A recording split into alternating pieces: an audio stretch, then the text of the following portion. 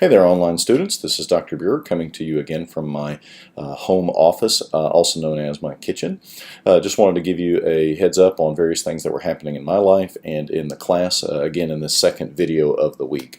Not too much is going on different with me. My kids are still in school and will be for another 3 weeks, so we are doing normal activities, still getting them to school. We've got a National Honor Society induction tonight for my oldest, and then a band concert later for my second oldest, so just lots of stuff going on that's pretty normal for this time of year.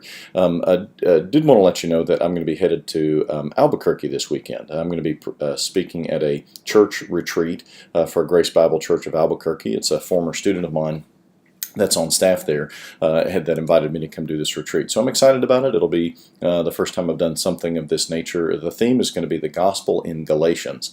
I'm going to focus on 3 different aspects of the gospel from 3 different passages. So I think it'll be pretty fun. I'm looking forward to it. I'm also pretty busy trying to wrap up spring. I've got grading that is still being done. I still have papers to do. Grades are due this Friday, and I leave Friday morning, so I'm trying to get everything done by Thursday. So at any rate, just a pretty normal time of the year for me. A lot of grading, a lot of preparation, still doing research and writing on my Galatians commentary. So basically, everything's normal, very, very busy. As far as NT103 is concerned, we are now beginning to wrap up our module on the theory of textual criticism, and then we're going to very rapidly move into the practice. But before we do that, you've got to finish the proficiency exam. The proficiency exam is due on May the 22nd, end of this week. And I want to emphasize you have to use the abbreviations that I set out in the general quiz instructions document. If you have any questions about that, contact me. I'm not going to be very easygoing when it comes to that because it multiplies my work if you don't follow those. So please take careful note of that. Contact me with any questions, and that's going to be an important document for us to use moving forward. But I do want to talk just briefly about some of the work that we've got going on in terms of the practice of textual criticism. If you've done any reading so far or watched the videos yet, you recognize that Gothic M, that large cursive in a Gothic script M in the apparatus, is a big issue. And in the videos, I had to emphasize that fairly carefully because at that time we were still using NA27. But now we are using NA28, and in that change they have made a big alteration in the way they handle Gothic M, which actually makes it much, much easier.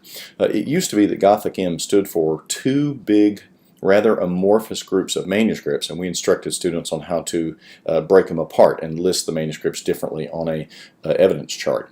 That's no longer necessary with NA28, so actually your work in creating an evidence chart is going to be much, much easier. In essence, Gothic M now stands for the vast majority of late Byzantine minuscules from the 9th century to the 16th century.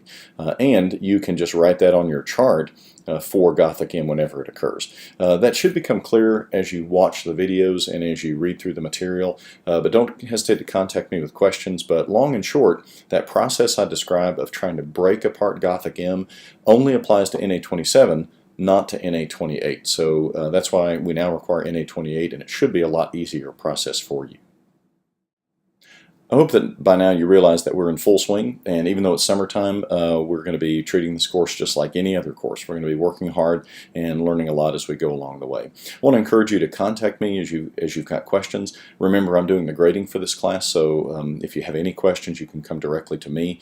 Remember that email is my preferred communication, but I don't live in email, so it may take me a few hours or a day to get back to you, but I will try to answer those as quickly as I can.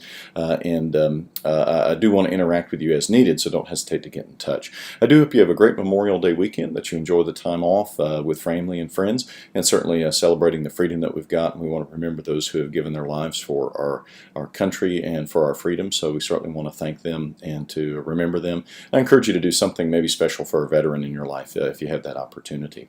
So enjoy the time, and I'll look forward to seeing you next week.